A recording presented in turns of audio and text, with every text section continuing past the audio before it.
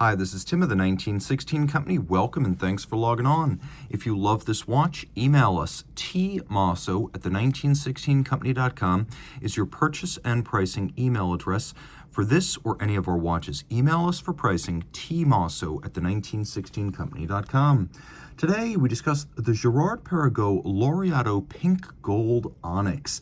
Launched in 2022, this is an even more upscale version of Girard-Perregaux's premium integrated bracelet sports watch. 42 millimeters in diameter in pink gold. It's remarkably thin, 10.9 millimeters thick. If we just count the case, then the lug-to-lug span over the wrist is 49.3 millimeters, but the end links of the bracelet project a little bit beyond the edge of the lug, so you're going to find that the total distance across the wrist is 52.6 millimeters. The watch feels immensely heavy. This is what a luxury watch is supposed to look and feel like. On my 16 centimeter circumference wrist, it actually wears quite well. Super thin, and with a stepped case flank, it'll slide easily underneath the cuff. The watch is nicely weighted from top to bottom with a heavy bracelet and clasp on the underside. And then you can see how the downward curvature of the lugs actually helps to wrap the watch around my wrist. So I believe even a wrist of 14 centimeters circumference could wear it, even though it is a large 42 millimeter watch. Over the top, you could see that angle right there, and I am pulling the bracelet quite tight. And one more time down the barrel. Taking a look at the bracelet, fully integrated, Girard-Perregaux is not a latecomer to this space. The original Laureato full integrated bracelet and tonneau case came out in 1975. So as with the Royal Oak, the Nautilus, and the IWC Jumbo Ingenieur SL, this was one of the original integrated bracelet sports watch families. We have integration of case into lugs into bracelet. There is a taper down to the profile of the links. You can see that the hairline bevel on the edge of the case is continued perfectly aligned down the shoulders of the links. We have transverse brushing across the lug hoods, which is an unusual treatment, but you could see that it's mirrored in every successive link. The center links are polished, and we can appreciate that every removable link here is fixed by a screw, which I always love to see.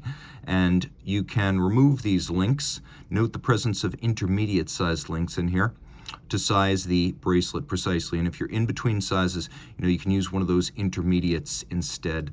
Taking a quick look, the double folding clasp has a sequential close, so one side necessarily closes before the other. Twin trigger release, you have to press both of them to open up that clasp, so it's quite secure.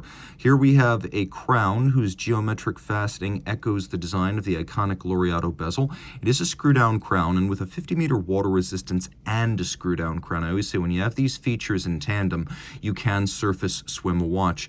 The case flank is brushed, the case top is brushed, albeit transversely, and then we have this polished plinth underneath the primary bezel, and you can see it is all of polish.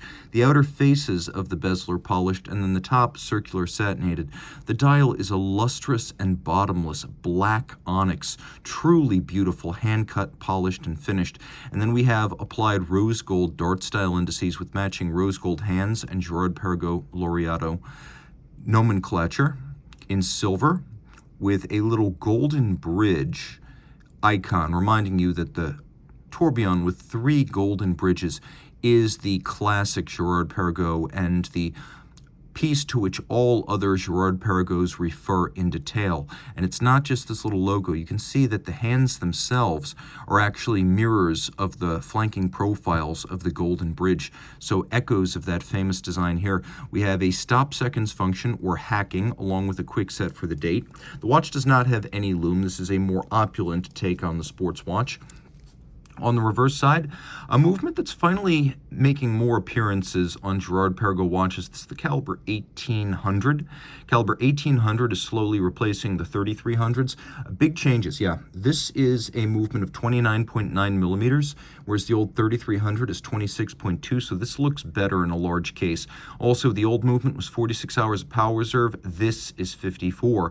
Pivots on 28 jewels. It's quite broad and handsome. You can see there's circular Côte de Genève with mirrored beveling on the rotor, and then linear Côte de Genève across the bridges.